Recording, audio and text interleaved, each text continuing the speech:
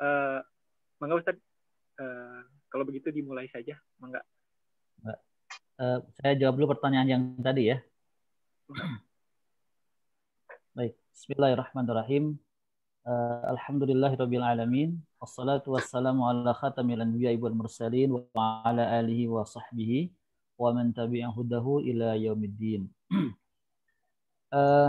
Sahabat sekalian, alhamdulillah dengan izin Allah di sore ini versi Indonesia ya, sekarang jam 6 sore.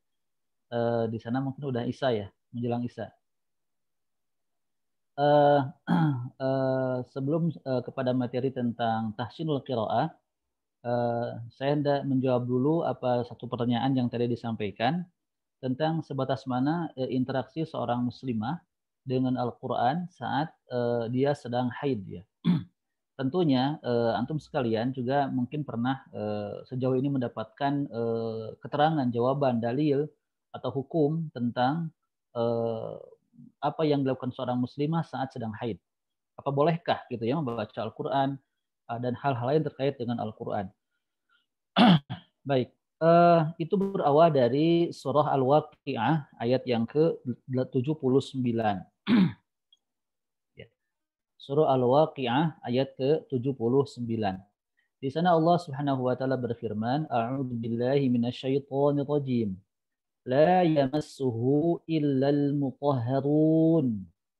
La yamassuhu illal mutahharun. Nah, itu ayatnya berbunyi demikian. Di mana kalau kita lihat terjemahnya, di sini disebutkan dalam terjemahnya adalah ayat ke-79, tidak ada yang menyentuhnya ya Al-Quran itu kecuali orang-orang yang disucikan. Al-Mutahharun itu adalah orang-orang atau hamba-hamba yang disucikan. Di dalam tafsir Ibnu Katsir disebutkan Al-Mutahharun di sana pertama adalah maksudnya para malaikat. Jadi Al-Mutahharun dalam Al-Waqi'ah ayat 79 itu tafsir yang pertama, Al-Mutahharun di sana adalah para malaikat. Sehingga ketika seseorang mengambil pendapat bahwa mutahharun di sana malaikat, maka muslim dan non-muslim itu boleh saja megang mushaf. Ya. Muslim yang sedang dalam keadaan janabah atau sedang dalam keadaan suci, wanita haid sekalipun itu boleh memegang Al-Quran. Itu berdasarkan penafsiran yang pertama. Penafsiran yang kedua, di sini ada tiga ya. Penafsiran yang kedua, mutahharun di sana adalah orang-orang Islam. La yamassuhu illa mutahharun. Tidak ada yang menyentuh Quran, tidak boleh menyentuh Al-Quran kecuali orang-orang Islam saja. Nah, dengan penafsiran yang kedua ini, maka non-muslim tidak boleh memegang Al-Quran. Muslim, apapun keadaannya, suci atau tidak suci, haid atau tidak, janabah atau tidak, itu boleh megang Al-Quran. Ketika mutahharun ini diambil pendapat yang kedua, bahwa mutahharun di sana maknanya adalah muslim, seorang muslim. Non-muslim tidak boleh. Terakhir adalah mutahharun, tafsirnya adalah kaum muslimin yang dalam keadaan suci. Ya. Jadi mutahharun di sini tafsir yang ketiga adalah kaum muslimin yang sedang dalam keadaan suci. Maka seorang yang sedang dalam keadaan junub, seorang wanita yang dalam keadaan haid itu tidak diperbolehkan memegang Al-Quran, membaca Al-Quran. Itu pendapat umum dari pendapat yang ketiga. Nah, rinciannya adalah seperti ini. Praktisnya, ketika wanita haid ketika wanita sedang haid, maka yang pertama adalah yang lebih selamatnya dia tidak memegang mushaf langsung, ya. Jadi gini, ini Al-Quran, ini mushaf Al-Quran, tetapi juga yang kita ketahui ada Al-Quran terjemah, ya. Jadi seperti ini. Ini Al-Quran terjemah, ya. Ini ada terjemahnya. Ini ada terjemahnya bahasa Indonesia. Jadi kalau Al-Quran terjemah, kedua Al-Quran yang lewat aplikasi-aplikasi digital, ya, di handphone jenisnya, seorang wanita yang sedang haid tidak mengapa memegang. Ya, ini tafsir terjemah handphone yang ada aplikasi Al-Quran, tidak apa-apa wanita memegang itu. Bahkan membacanya juga tidak apa-apa. Sedang haid baca Al-Quran pakai handphone tidak apa-apa. Kenapa? Karena ini handphone ini dan Quran terjemah ini itu sudah tidak 100% murni di dalamnya. Kalamullah sudah ada tafsirnya, sudah ada terjemahnya. Itu. Kemudian handphone ini juga itu dibuat aslinya bukan untuk Al-Quran. Ya. Di sini banyak sekali aplikasi-aplikasi, salah satunya Al-Quran. Karena alasan itulah seorang wanita haid boleh membaca Al-Quran lewat aplikasi yang ada di gadget yang dimiliki. Kemudian ada kemudian yang mengambil kehati-hatian. Ada yang mengambil pendapat kehati-hatian bagi seorang muslimah, yaitu bagaimana? Yaitu dia ketika sedang haid, dia meminta orang lain untuk membacakan ayat-ayat Al-Quran untuk dirinya. Ya. Mungkin seorang wanita haid sedang haid, tapi dia ingin mengulang hafalan, mungkin punya hafalan juz amma, misalkan juz 30. Nah, dia karena mengambil pendapat tidak boleh megang Quran, maka kemudian dia minta orang lain untuk membacakan beberapa ayat surat dari Al-Quran, itu diperbolehkan. Itu sebagai bentuk kehati-hatian. Ya. Jadi pada intinya seperti itu diperbolehkan, asal jangan langsung kepada Al-Quran. Ya. Kecuali Quran yang ada tafsirnya boleh, yang ada terjemahnya itu juga adalah diperbolehkan. Di gadget kita juga diperbolehkan. Demikian. Ya. Allahu a'lam bishawab. Jazakallah khair, Ustaz. Berarti mengkonfirmasi. Berarti untuk sekarang ikut pembelajaran tahsin dan nanti mungkin ada potongan-potongan ayat, potongan-potongan surat yang dibacakan, itu tidak masalah ya Ustaz ya? Untuk tetap tidak masalah. Insyaallah. Siap. Betul. Tidak masalah. Tidak masalah. Satu, tidak memegang mushaf langsung, ya. Nanti ketika praktek baca lafaz-lafaz potongan ayat, satu tidak memegang mushaf Al-Quran langsung.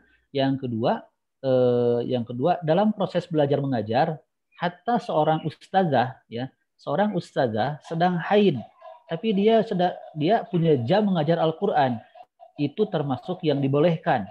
Ya, seorang ustazah sedang haid, dia termasuk yang dibolehkan mengajarkan Al-Quran ketika dia sedang haid. Dia diperbolehkan.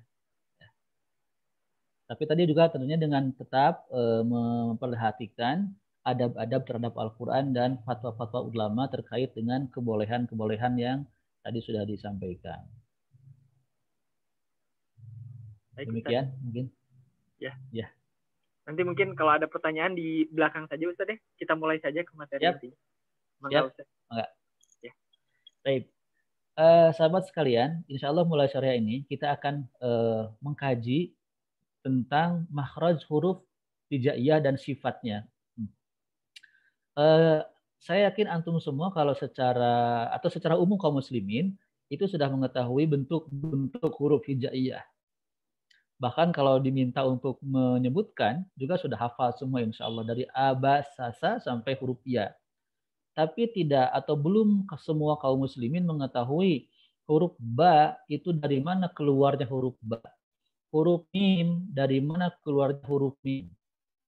Dan sifat-sifatnya itu apa saja. Nah ini insya Allah yang kita pelajari. Kenapa kita perlu mempelajari tempat keluar huruf hijaiyah?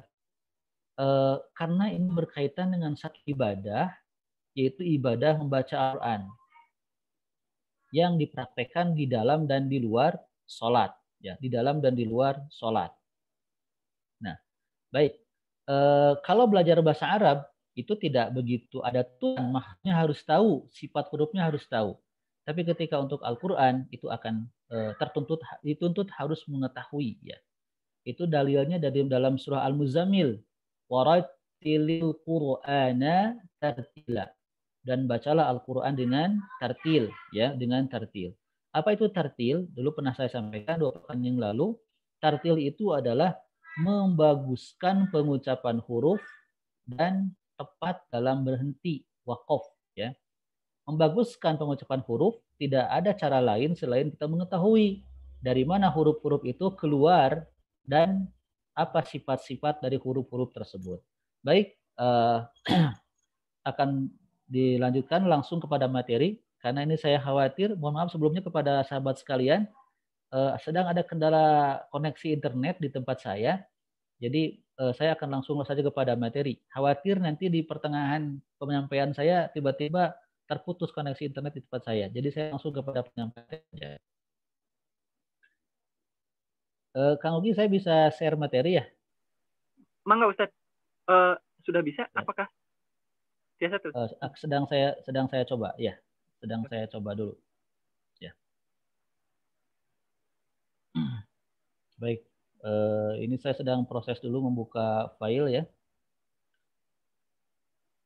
Jadi sambil menanti filenya dibuka,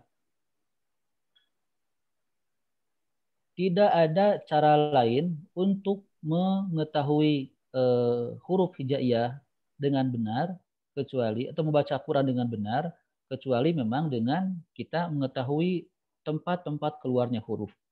Tempat keluarnya huruf hijaiyah itu secara umum itu dibagi 5. Dibagi 5. Yang pertama adalah tenggorokan. Dari tenggorokan kita itu keluar 6 huruf. Jadi makhraj yang pertama adalah tenggorokan kita. Kemudian yang kedua, makhraj huruf itu, tempat keluar huruf itu adalah dari lidah kita. Nah, dari lidah ini paling banyak keluar huruf ya. Kemudian yang ketiga adalah dari kedua bibir kita ya. Dari kedua bibir kita ini keluar huruf, ada 4 huruf. Yang ketiga, yang keempat itu dari rongga mulut ya. Dari rongga mulut kita. Nah, dari rongga mulut ini keluar 3 huruf ya, 3 huruf. Nah, kemudian yang terakhir adalah dari rongga hidung. Nah, dari rongga hidung ini itu keluar 2 huruf ya. Huruf nun dan huruf mim. Baik. Saya coba belum bisa Kang Ugi, belum bisa share saya.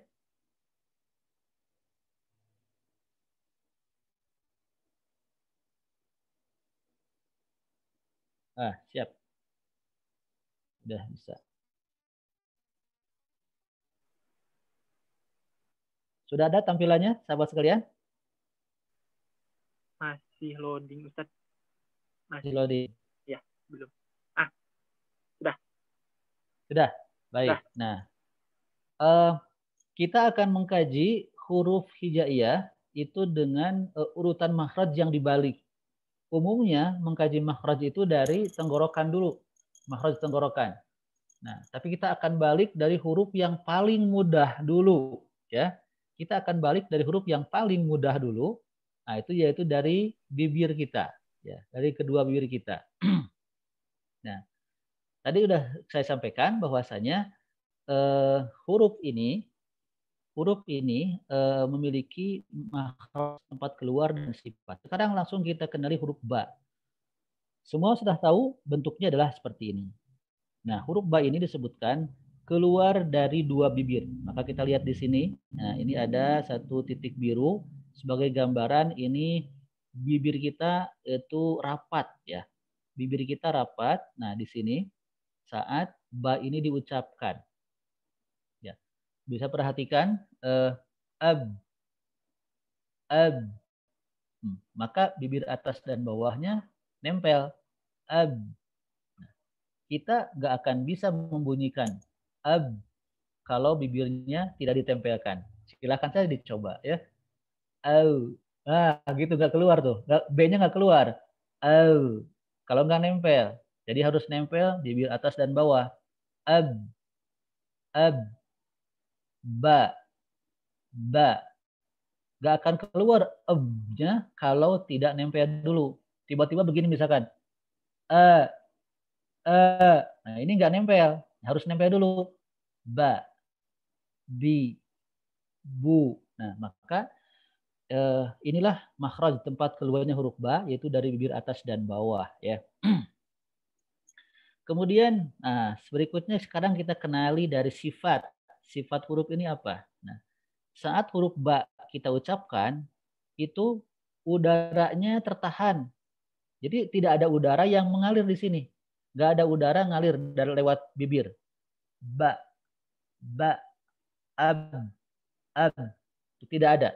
Jadi udaranya tertahan. Yang kedua, suara. Suara juga sama tertahan.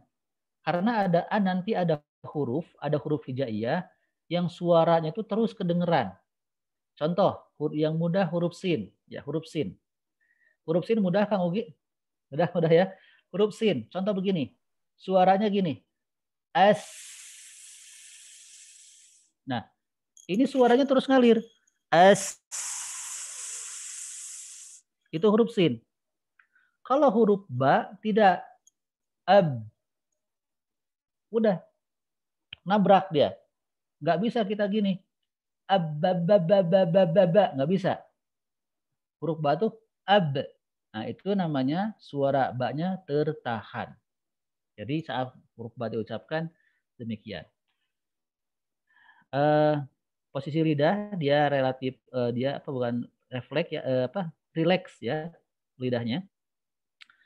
Yang keempat memantul. Nah, ini saat nanti huruf ba-nya sukun, itu harus dipantulkan. Bagaimana cara memantulkan? Nah, cara memantulkan adalah saat bibir atas dan bawah ini nempel, ab itu harus langsung dibuka bibirnya. Ab, ab, ab. Nah, ini namanya memantul. Segera lepas secepat segera buka bibirnya. Ab, ab. Ma aghna anhu maluhu wa ma kasab. Nah, kasab. Jadi harus cepat. Untuk mendapatkan pantulan, segera buka bibirnya. Kasab. Kalau telat, kasab. Nah, pantulannya nggak ada. Kasab. Nah, pantulannya nggak ada. Jadi harus cepat ya, secepatnya. Kasab. Kasab. Nah, itu mantulkannya. Nah, itu jadi makhrajnya demikian dan sifatnya demikian. Jadi makhrajnya di bibir, ya, kedua bibir atas dan bawah. Ini adalah sifat-sifatnya. Baik. Berikutnya adalah insya Allah dipahami ini ya semua ya. Insya Allah dipahami ya. Kita langsung pada kalau gimana Kang Ugi? Kalau ada pertanyaan enaknya langsung aja atau misalkan di akhir gitu. Boleh langsung saja. Boleh Kang. Boleh langsung saja. Ya, langsung saja. Siap. Ya. Kalau nggak kuat angkat tangan, weh. Siap. Itu kan uji nyali ya. Siap. Nah, sekarang kita praktekkan pengucapannya ya. Suaranya boleh dibuka, boleh tidak, tapi yang jelas ikuti saja apa yang saya bacakan. Khususnya di sini itu silakan ikuti dan sambil merasakan bibirnya itu rapat ya. 3 pertama ini dalam keadaan sukun berarti harus memantul. Saat saya berhenti langsung silakan untuk diikuti. Ab, ib, ub, silakan. Ab, ib, ub. Ya. Terdengar ada pantulan bunyi e. Nah, ab, ab. Nah, bunyi e ini jangan disengajakan ab, ibe, ube. Nah, ini mah e-nya sengaja. Jadi bunyi e itu hanya efek dari memantul. Ab, ib, ub. Nah, demikian ya. Berikutnya ba, bi, bu. Mangga. Ba, bi, bu. Baik. Ba, bi, bu. Silakan. Ba, bi, bu. Ban bin bun. Ban bin bun. Bun. Abba, silakan. Abba. Ibbi. Ibbi. Ubbu. Ubbu. Nah, kalau untuk baris ini ya nanti seorang membaca nih ya, biar saya bisa mendengar bagaimana mengucapkan huruf ba-nya ya. Sahabat sekalian, insya Allah ini huruf ini sangat mudah sekali huruf ba ini. Kenapa? Karena ini sangat mirip ya, mungkin tidak saya tidak akan mengatakan 100% seperti huruf B ya, tapi ini sangat mirip dengan huruf B. Jadi kita tidak akan begitu kesulitan mengucapkan huruf ba ini, hanya saja kita perlu perhatian lebih saat ba ini sukun. Ya, saat ba ini sukun. Kalau ba ini fathah, kasrah, dhammah, ba, bi, bu itu mirip sekali dengan huruf B. Tapi saat ba ini sukun itu tidak sedikit yang belum menghadirkan pantulan huruf ba itu. Jadi bagi kita ini nanti ba sukunnya yang perlu kita perhatikan. Baik, Kang Ugi gini teknisnya bagaimana nih untuk membaca seorang ini nih? Karena saya belum tahu daftar nama teman-teman nih. Oh begitu. Atau saya yang absen gitu ya. Ustaz? Nah gitu aja ya. Baris pertama silakan siapa dulu? Satu baris atau satu ini Ustaz? Satu kotak? Satu baris aja? Jadi begini. Semua orang membaca baris yang sama yang ini. Oke, semua orang membaca yang sama ya Ustaz? Siap. Baris yang sama. Karena saya ingin mengetahui ba sukunnya, ba yang sukun. Ya. Ustaz. Dimulai ya Ustaz ya? Silakan. Siap. Mangga Kang Andi. Saya absen aja ya, ini saya random. Mangga Kang Andi. Bismillah. Langsung. Kang. Absarihim. Betul, lanjut. Absirah. Ya. Habl. Boleh. Lanjut, silakan berikutnya. Mas Dwi. Baik. Bismillahirrahmanirrahim. Absarihim. Ya. Tabsiratan. Ya. Hablun. Sebentar. Tadi sudah betul sekali memantulkan huruf ba-nya. Betul itu, sudah betul. Nah, perhatikan saat huruf sukun secara umum huruf sukun dalam hal ini juga huruf ba. Tadi sudah betul memantul so. Nah, perhatikan saat huruf ba ini sukun dan memantul, itu suaranya jangan putus dengan huruf di depannya. Jangan so. Nah, ini putus nih. Absarihim. Nah, ini putus. Jadi suara bunyi itu usahakan nyambung dengan huruf di depannya. Abso begitu ya. Jadi jangan putus di setiap huruf sukun apa saja, termasuk di huruf ba ya. Bunyi huruf sukunnya sambungkan dengan huruf di depannya. Dalam hal ini huruf ba. Absarihim. Nah, boleh diulang? Enggak, sekali lagi. Absarihim. Tabsiratan. Ya. Hablun. Ya. Betul, enggak? Bagus, lanjut. Ini teh acak. Oke, Pak Ali. Enggak, Pak Ali di mic-nya bisa dinyalakan, Pak Ali? Oh ya, insya Allah. Ya, enggak Pak. Bisa. Ya. Absarihim. Tabsiratan. Hablun.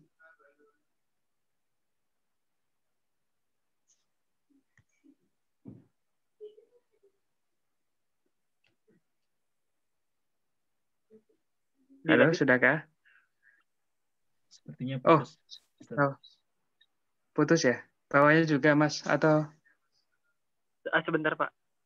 Nampaknya koneksinya. Oh.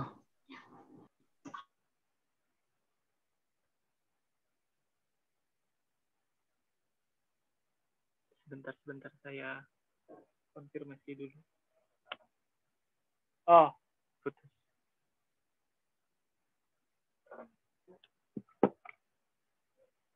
untuk yang baru bergabung, Mas Rohim, tadi yang baru bergabung siapa aja ya? Mas Rohim sama Irwan ya? Jadi sekarang lagi membahas ini, huruf ba. Begitu. Tadi ada slide yang di-share, jadi nanti baca per barisnya. Tapi nampaknya Ustadznya jaringannya sedang bermasalah. Coba saya konfirmasi lagi. Terima kasih Kang Ubi.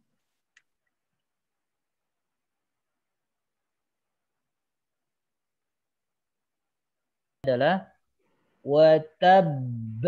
Jadi menekan dulu baru memantul, ya. Menekan dulu, watab.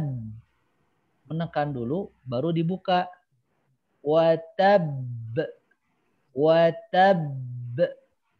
Sama-sama. 1, 2, 3. Watab. Nah, jadi tidak boleh begini. Watab. Nah, ini salah. Watab. Ini salah. Yang betul adalah watab. Jadi ketika menekan itu berarti bibirnya sedikit, nempelnya sedikit lebih lama. Watab. Nempel lebih lama baru dibuka. Watab. Nah, coba kita bandingkan dengan akhir ayat kedua. Sini kasab, ya. Di akhir ayat kedua, ayat ketiga sama keempat, ini tidak ada tasdid di atas huruf ba-nya. Nah, jadi kalau berhenti di sini di akhir ayat kedua, tidak usah ditekan. Kasab. Nah, kalau di akhir ayat kedua, ketiga dan keempat itu tidak menekan, hanya memantul, ya. Tidak menekan tapi hanya memantul saja. Contoh. Kasab. Lihat bibirnya nempelnya sebentar dan langsung kebuka lagi. Kasab. Jadi di sini juga sama. Lahab. Bibir nempel sebentar langsung terbuka. Lahab. Ayat keempat. Hatob.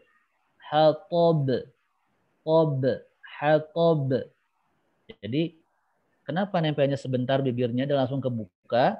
Karena ba-nya di sini tidak bertasydid. Adapun di ayat pertama tadi bibirnya sedikit lebih lama nempelnya baru dibuka. Watab. Nah, tadi ada e-nya, sekali lagi e-nya bukan sengaja. Watab. Nah, ini e-nya sengaja. Jadi bunyi e itu efek suara dari hasil pantulan saja. Watab. Baik.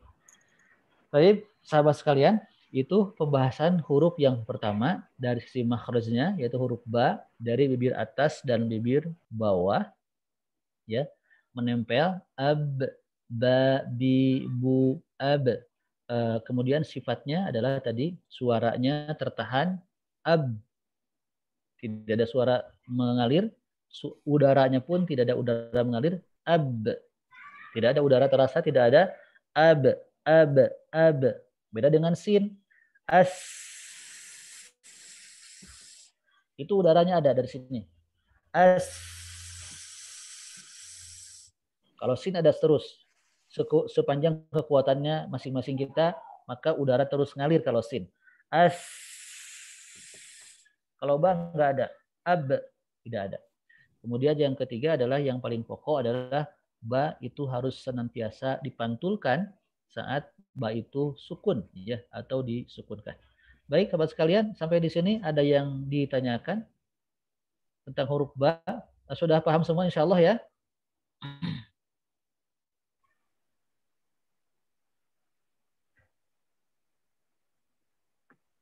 Insya Allah mudah ya, ini sangat mudah sekali, ya, sangat mudah sekali. Jadi nanti di dalam contoh kita praktek membaca Al-Fatihah ya, bi. Nah, terasakan bibir atas dan bawah. Bismillahirrahmanirrahim. Bi. Ayat kedua. Alhamdulillahi rabbi. Nah, rabba. Alhamdulillahi rabbil alamin. Rabbi. Ayat ketiga, keempat tidak ada huruf ba. Ayat kelima ada iyyaka na'bu. Nah, bu. Baru bibir dulu rapat, baru manyun untuk domah. Bu. Iyyaka na'budu. Iyyaka na'budu wa iyyaka nasta'in. Jadi itu untuk huruf ba. Baik, sekali lagi ini insya Allah mudah. Dan memang ini adalah satu janji dari Allah Subhanahu wa taala. Di dalam surat Al-Qamar disebutkan 4 kali ayat yang sama. A'udzu billahi minasyaitonir rajim. Walaqad yassarnal Qur'ana lidzikri fahal mim muddakir. Dan sungguh kami telah mudahkan Al-Qur'an untuk dipelajari. Tinggal fahal mim muddakir. Adakah yang mau mempelajarinya? Jadi Al-Quran itu sifat Quran itu mudah untuk dipelajari. Ya, tinggal ada nggak orang yang mau nggak kita mempelajarinya? Itu saja. Sekarang sudah banyak metode ya, mau belajar online lewat YouTube, lewat internet, itu banyak sekali metode-metode cara baca Al-Quran. Ada Al-Quran yang pakai warna-warni, yang dibaca mad tabi'i warna biru contohnya ya. Yang dibaca idgham warna kuning misalkan, itu adalah bagian daripada tanda-tanda kemudahan dari Allah Subhanahu wa taala. Walaupun tanda-tanda itu, metode-metode itu diciptakan oleh manusia, tetapi ilmunya berasal dari Allah Subhanahu wa taala. Tinggal kitanya mau tidak untuk mempelajari Al-Qur'an. Baik, huruf kedua untuk pertemuan pertama kita kali ini adalah berikutnya adalah huruf mim.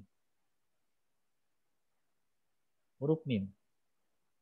Nah, perhatikan huruf mim. Huruf mim ini sama dengan huruf ba dari bibir yang menempel antara bibir atas dan bibir bawah. Ya.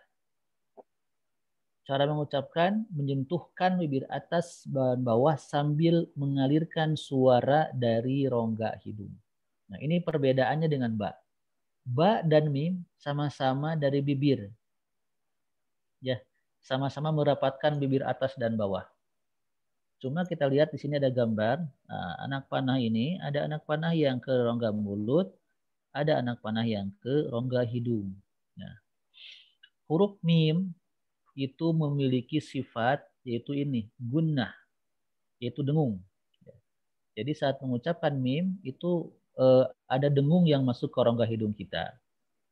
Kita lihat ininya sebelah kiri yaitu sifat udara tertahan. Jadi saat mim diucapkan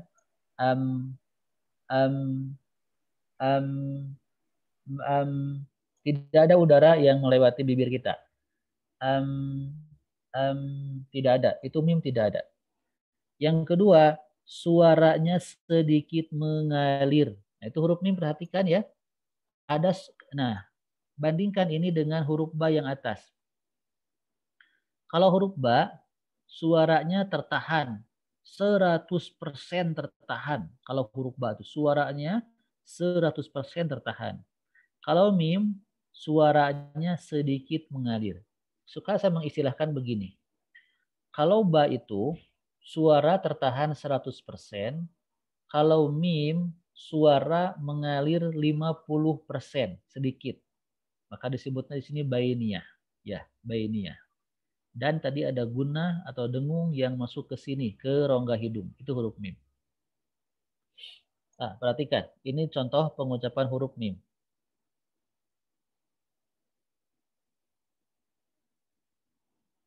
Lihat dalam keadaan sukun di sini. Bibir atas dan bawah nempel, tetapi nempelnya itu tidak boleh kuat. Ya, kenapa? Karena ada suara yang harus mengalir sekitar kurang lebih 50%. Perhatikan. Nah, ada bunyi Kalau tadi huruf ba kan begini. ab, ab. Nah, kerasa ini bibir atas dan bawah itu nempelnya kuat.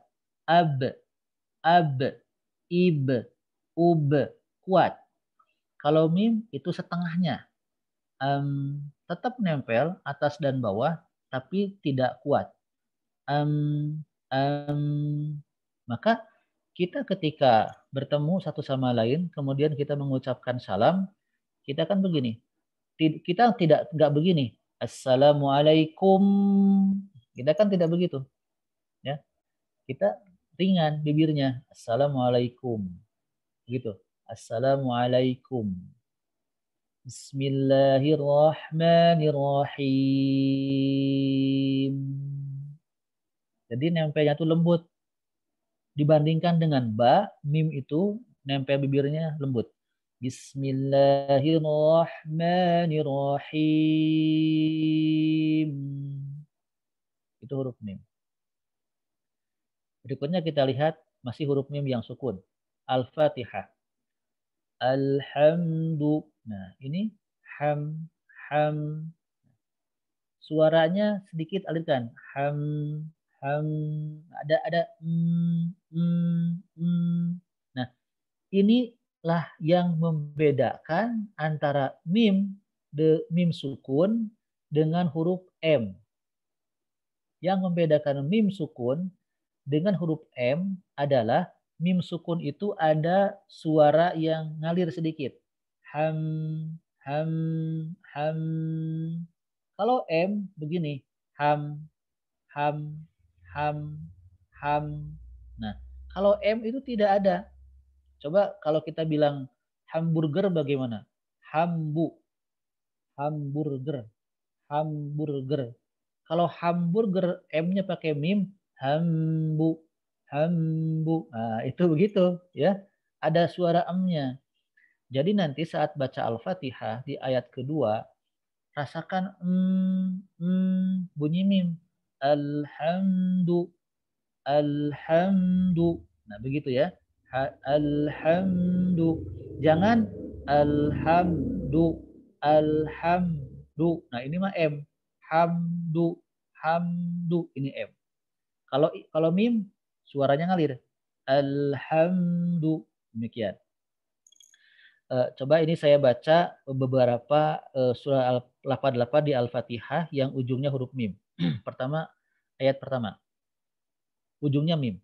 Bismillahirrahmanirrahim. Nah, ayat kedua. Alhamdu. Nah, hamdu. Nah, tetapi amnya tidak boleh lama. Tidak boleh begini. Alhamdulillahi. Tidak boleh. Jadi sebentar. Hamdu. Sebentar ya. Alhamdulillah. Begitu.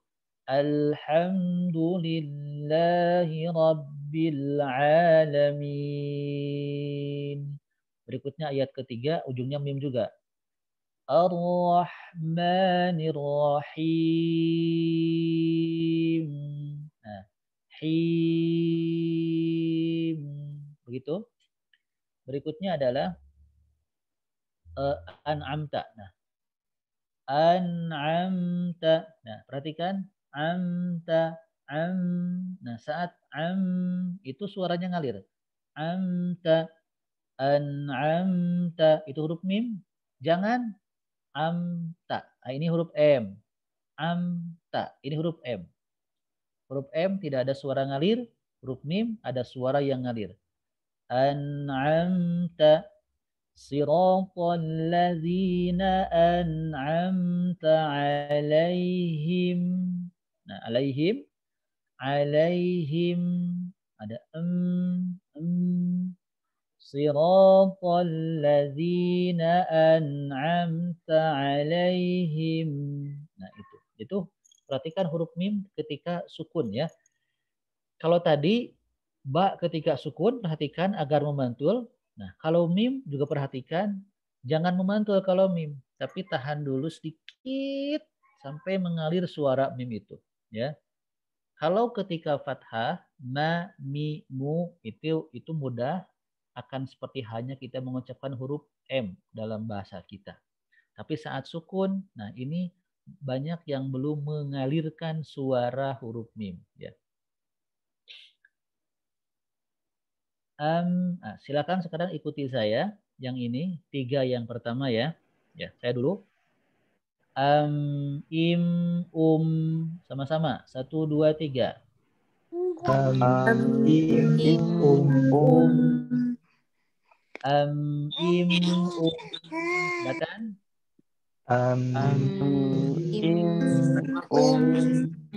Nah, sekarang saya kasih kesempatan 1 menit. Masing-masing silahkan mengucapkan im, sambil merasakan di sini suara em-nya ngalir ya. Apalagi di sana ada yang adek bayi ya. Nah, mudah-mudahan tuh kedengaran suaranya sama saya. Mudah-mudahan jadi bagian dari pembelajaran buat adik-adik bayi ini. Karena kan ada anak-anak kecil balita itu di usia balita itu indera pendengarannya itu lebih yang lebih optimal dalam hal mendapatkan ilmu. Ya. Jadi jangan salah bahwasanya sedikit menyimpang ya. Anak kecil, anak-anak balita itu kalau kita memahami sesuatu ilmu itu kan dengan akal, dengan pikiran kita ya, baru kita paham. Nah, kalau anak-anak balita itu mereka mendapatkan ilmu itu lewat mendengar. Jadi auditori mereka itu yang lebih optimal di usia balita itu. Ya. Kalau kita dengan visual, dengan visual kita tahu oh ini begini dengan kita melihat. Kita dengan auditori juga kita bisa mendapatkan ilmu. Nah, kalau balita itu lebih dominan auditorinya. Maka bagi yang punya balita dan yang akan punya balita nanti biasakan perdengarkan hal-hal positif di depan balita kita. Ya, di antara yang paling positif adalah zikrullah, tilawatul Quran. Baik, silakan. Sekarang saya kasih waktu 1 menit masing-masing mengucapkan im, sambil merasakan ini ada bunyi mengalir di bibir kita. Im, baik. Waktu berjalan, mulai. Silahkan.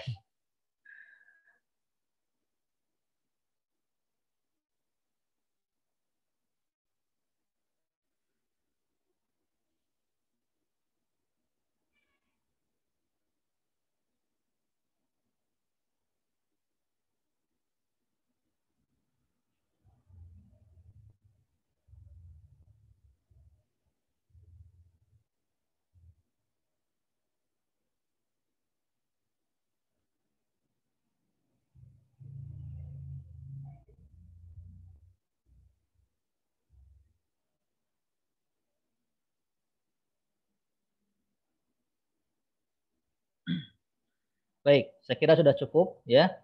Nah, sekarang yang kedua, praktekkan huruf mim masing-masing saja ya, silakan masing-masing mengucapkan potongan Al-Fatihah yaitu lafaz alhamdu. Nah, saat mengucapkan hamdu, rasakan ini tadi suara mimnya ngalir. Hamdu ya. Tapi tidak boleh ditahan, tidak boleh. Hamdu, tidak boleh. Langsung hamdu. Alhamdu, alhamdu. Silakan masing-masing mengucapkannya 3 kali. Alhamdu.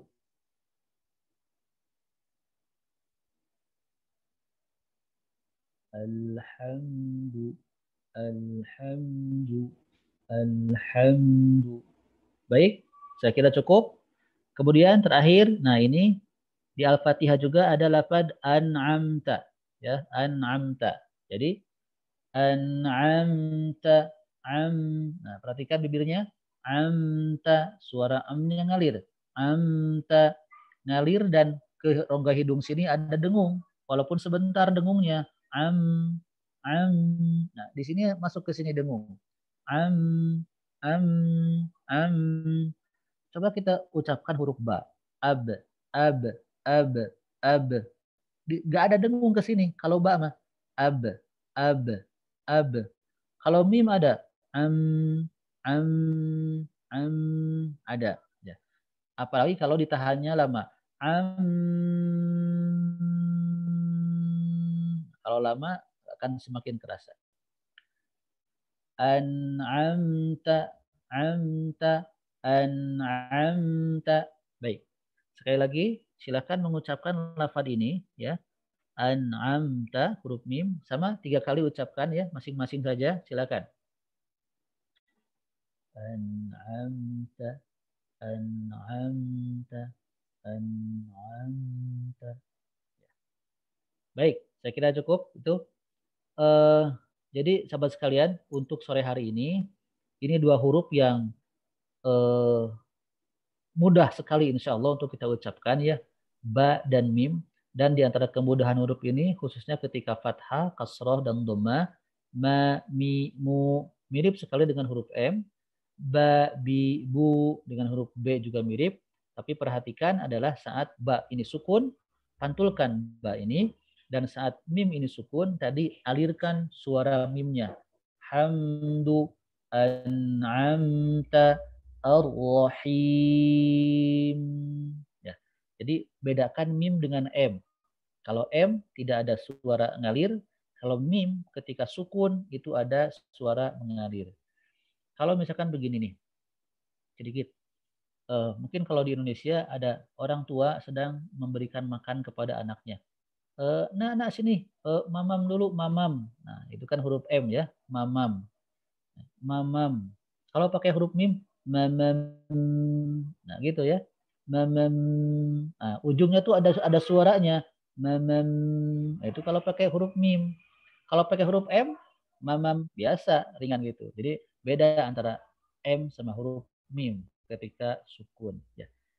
Baik, demikian dulu untuk sore hari ini pertemuan perdana kita. Semoga ilmu ini bagi yang sudah mengkajinya sebagai bentuk pengulangan ya, review, murojaah. Karena ilmu apapun itu harus direview ya, harus direview murojaah. Bagi yang belum mempelajari materi ini, semoga jadi sebuah ilmu baru. Baik yang sudah mempelajarinya atau yang baru mempelajarinya, semoga ilmu ini memberikan manfaat untuk kita semua sebagai bekal kita untuk lebih dekat kepada Allah lewat ibadah membaca Al-Qur'anul Karim. Demikian pembahasan pada sore hari ini. Ada pertanyaan berikutnya? Silakan.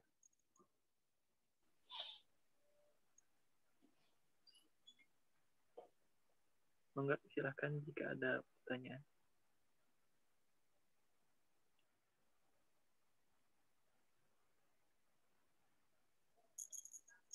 Ustadz, punten, berarti untuk latihan bagaimana ya Ustadz baiknya? Nanti nanti ini mungkin ini saya kirimkan ke antum per ini aja, per materi. Nanti antum share aja di grup antum di sana, silakan. Kalau misalkan ininya latihannya berarti masing-masing aja Ustadz, apa? Masing-masing saja. Masing-masing saja nanti silakan latihan. Ya. Mungkin diceknya di keberjalanan saja gitu Ustadz, atau gimana? Ya. Tapi mungkin begini ya. Ini kan kita rencana 2 pekan sekali ya. Iya, 2 pekan sekali. Ya. Jadi mungkin begini, pekan ini saya saya share nanti insya Allah ini contoh-contohnya. Nanti berikutnya mungkin pekan depan akan saya minta masing-masing minta waktunya untuk mengirimkan voice note saja, ya. Voice note itu tidak banyak, ya, paling hanya 1 baris aja, ya, hanya 1 baris. Mungkin kalau di huruf ba dan mim nanti penekanannya di huruf di yang sukunnya saja. Karena kalau antum mengirimkan voice note ini 2 halamannya kan berarti lama ya, tuh, lama kali nih. Jadi sekali lagi penekanan dari saya di ba hanya di huruf sukunnya, mim juga sama. Jadi mungkin nanti voice note dari yang saya minta di pekan yang akan datang, hari Ahad yang akan datang, hanya membaca ini saja, 1 atau 2 baris. Saya ingin mendengar bagaimana mengucapkan mim sukun. Demikian juga huruf ba. Mudah insya Allah ya. Itu sambil antum lagi nunggu kereta api di sana, lagi nunggu apalah, itu bisa bacanya insya Allah ya. Yang kuliah lagi nunggu dosen datang, gitulah insya Allah. Gitu mungkin. Ustadz, karena jaraknya kelamaan. Gimana? Ini Ustadz, punten, berarti Ustadz masuk ke grup gitu atau bagaimana? Oh, nggak usah lah, nggak usah.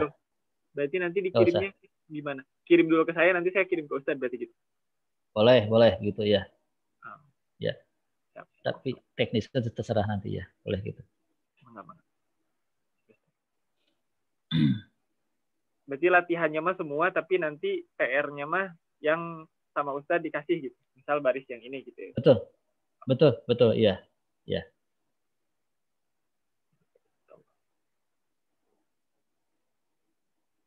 Nah, silahkan jika ada pertanyaan, kawan-kawan.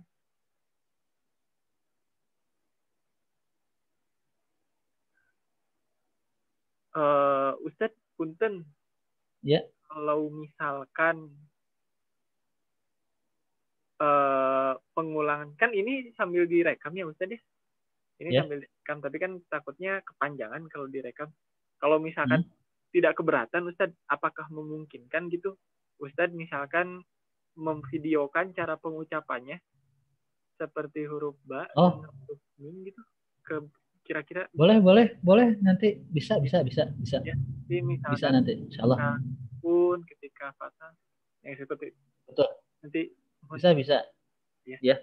Nanti insyaallah bisa, saya insyaallah. di grup begitu saja. Boleh, silakan. Ya, boleh.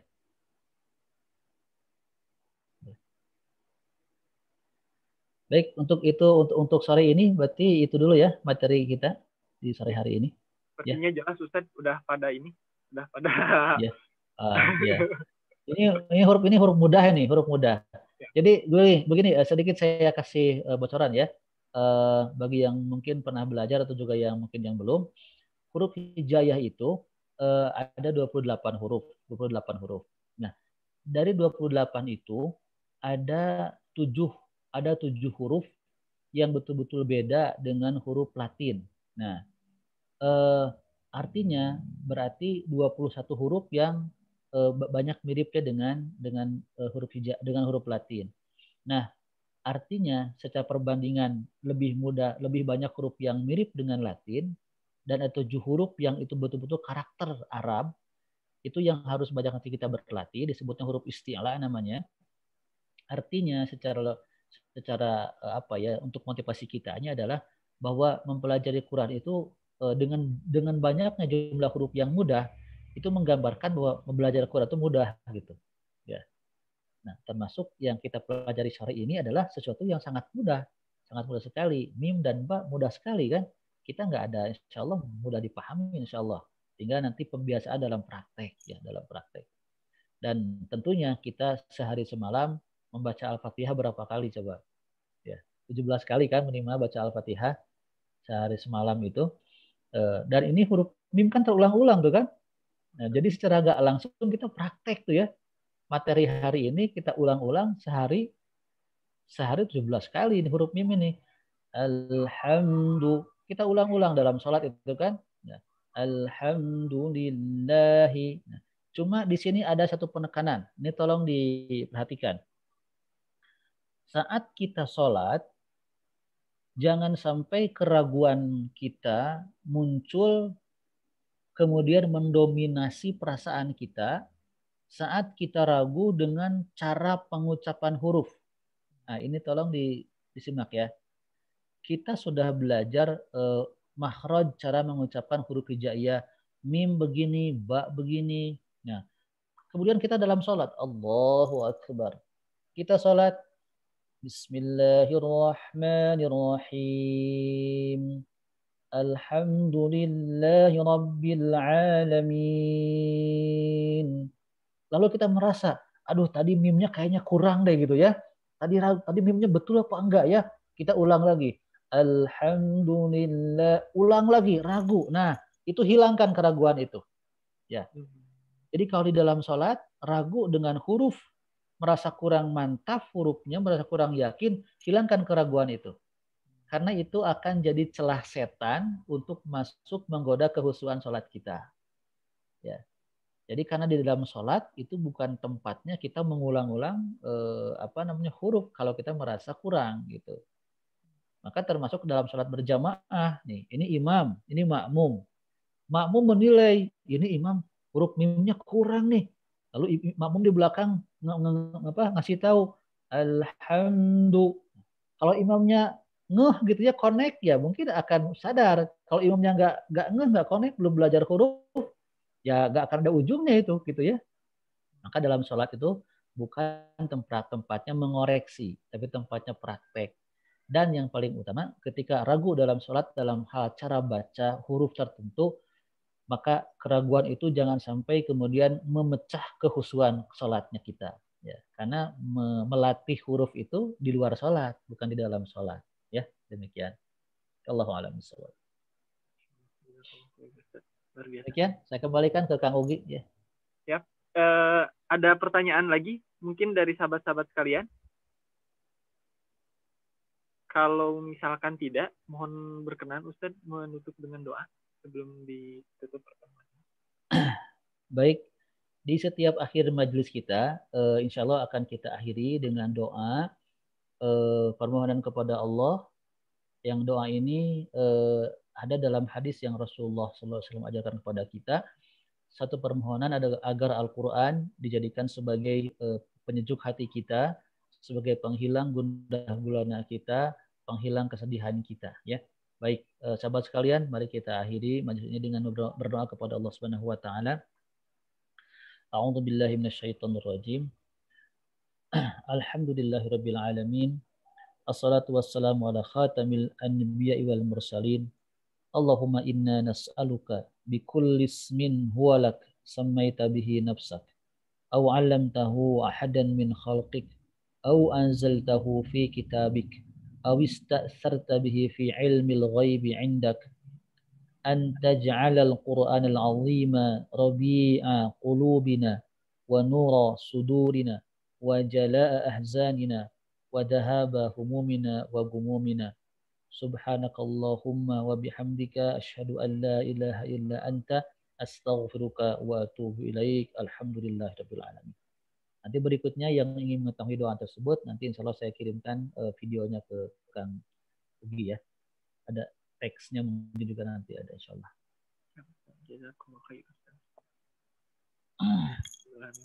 Mangga Ustaz, pengen Pak ya. Segitu Ustaz. Ya. Saya di sini bersiap-siap untuk adzan maghrib, jadi mungkin saya pamit dulu ya pada semuanya. Ya. Ya, siap ya. Mangga, assalamualaikum. Waalaikumsalam warahmatullahi wabarakatuh. Ya. Untuk selanjutnya nanti di kawan-kawan.